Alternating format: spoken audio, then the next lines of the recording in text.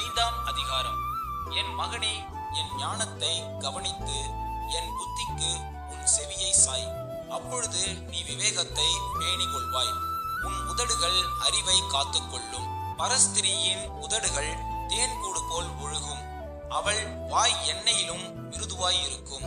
அவள் செய்கையின் முடிவோ எட்டியைப் போல கசப்பும் இருபுறமும் கருக்குள்ள பட்டயம் போல் கூர்மையுமாய் இருக்கும். அவள் காலடிகள் மரணத்துக்கு இறங்கும். அவள் நடைகள் பாதாளத்தை பற்றி போகும். நீ ஜீவ மார்க்கத்தை சிந்தித்துக் கொள்ளாதபடிக்கு அவளுடைய நடைகள் மாறி மாறி விகாரப்படும். அவைகளை அறிய முடியாது. ஆதலால் பிள்ளைகளே, இப்பொழுது எனக்கு செவி கொடுங்கள். என் வாயின் வசனங்களை விட்டு நீங்காதிருங்கள். உன் வழியை அவளுக்கு தூரப்படுத்து. அவளுடைய வீட்டின் வாசலை கிட்டிச் சேராதே. சேர்ந்தால் உன் மேன்மையை அந்நியர்களுக்கும் உன் ஆயுசின் காலத்தை கொடூரருக்கும் கொடுத்து விடுவாய். அந்நியர் உன் செல்வத்தினால் திருப்தி அடைவார்கள்.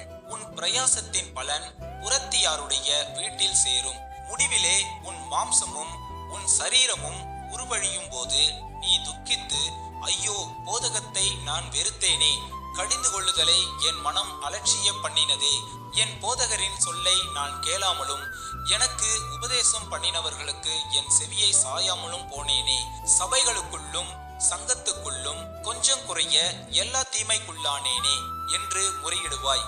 நீ கிணற்றில் உள்ள தண்ணீரையும் உன் துறவில் ஊறுகிற ஜலத்தையும் பானம் பண்ணு. உன் ஊற்றுகள் வெளியிலும் உன் வாய்க்கால்கள் வீதிகளிலும் பாய்வதாக. அவைகள் அந்நியருக்கும் உரியவைகளாயிராமல் உனக்கே உரியவைகளாய் இருப்பதாக. உன் ஊற்றுக்கண் ஆசீர்வதிக்கப்படுவதாக. உன் இளவயதின் மனைவியோடே மகிழ்ந்திரு. அவளே நேசிக்கப்படத்தக்க பெண்மானும் அழகான வரையாடும் போலிருப்பாளாக. அவளுடைய ஸ்தனங்களே எப்பொழுதும் உன்னை திருப்தி செய்வதாக. அவளுடைய நேசத்தால் நீ எப்பொழுதும் மயங்கி இருப்பாயாக. என் மகனே, நீ பரஸ்திரியின் மேல் மயங்கி திரிந்து அந்நிய ஸ்திரீயின் மார்பை தழுவ வேண்டியதென்ன? மனுஷனுடைய வழிகள் கர்த்தரின் கண்களுக்கு முன்பாக இருக்கிறது. அவனுடைய வழிகள் எல்லாவற்றையும் அவர் சீர்தூக்கி பார்க்கிறார்.